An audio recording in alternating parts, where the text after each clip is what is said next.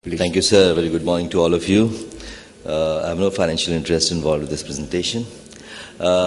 We all know that a large pupil like this is the best thing that one can have because you can do the surgery under direct visualization. But many a times you don't get and the pupil is small. So what is a small pupil? Well, any pupil which is inadequate for the surgeon to perform the procedure comfortably. Now, this is a case wherein the pupil is on the smaller side, but still the surgeon can manage to do the surgery. However, certain things, in these situations you can keep the phaco probe in the center and use the second instruments to manipulate the nucleus piece, bring it in the center and finish the surgery.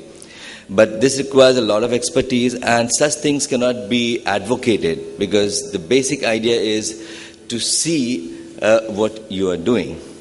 So we should, and along with that there can be various problems because if the pupil is small you can land up in many complications, and if there is a complication the handling is difficult.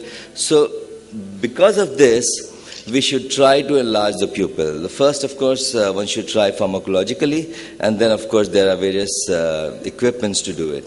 Now, this is a case which has a reasonably okay kind of pupil one can manage, an expert surgeon can manage without even enlarging it. However, it's always better to enlarge, and I'm using intracameral adrenaline. And the pupil, as you can see, has enlarged quite significantly, sufficiently. And with the help of high viscosity viscoelastic, the pupil has further enlarged so that you can perform the surgery under direct visualization. Now, this is a situation wherein you have a very small pupil because of synechia. The lens is totally plastered to the iris tissue. So, of course, this is a different situation, not the routine small pupil as we normally call. So you have to stretch and separate the iris tissue in order to enlarge the pupil and then perform the surgery. Now, the commonest thing that we use is to enlarge the pupil is the iris retractors. And many times what we use is we use 4 iris retractors and then use this, take your probe inside like this. But I don't prefer this because when you're taking the probe inside, you have this uveal tissue and you can cause a lot of iris chafing. So I prefer using 5 or 6 retractors. Now, how to do it? This is the main wound, and I use 2 retractors just adjacent to it. So whenever you go inside with your instruments, you don't cause any iris chafing. A pentagon or hexagon is probably a reasonable way to enlarge the pupil without causing any iris chafing, and there's a uniform stretch of the pupillary margin all around. Now, once you have implanted the lens, you can remove the iris retractors and the pupil is reasonably okay. Now, this is a case wherein another pupil expander is being used. This is a Grader pupil expander. This is made of silicone. It has a groove within the pupil expander, and you place the iris tissue, you position the iris tissue within the groove of this expander. And since it's a soft silicone, it does not cause damage to the pupillary sphincter as in cases wherein you use these iris retractors. The risk of damage is more with iris retractors than these soft silicone pupil expanders. And you can have a reasonably good sized pupil with these expanders. As you can see here, it's a reasonably good size, wherein you can perform the surgery under direct visualization. The capsulorhexis has been done, and you can do your phacoemulsification by the technique which suits you the most. The chopping much damage to the pupillary sphincter. Now, this is a ring which is quite popular. This is the Milugin ring, designed by Boris Milugin of Russia. And this is the ring which is taken into the plunger. And these have, there are 4 rings actually. And these rings are used to, engage the iris tissue on all sides.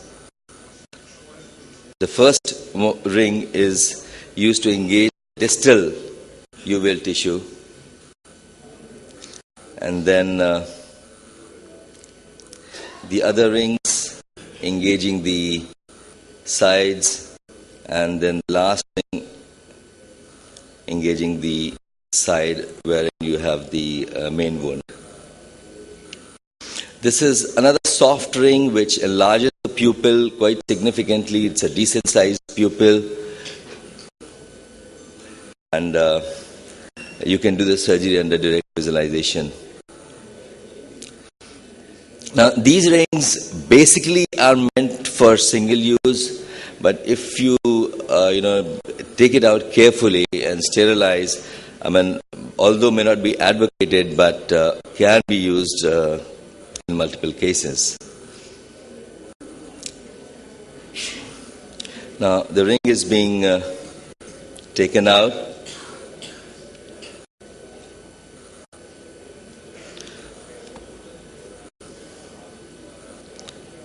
And that is the end of it.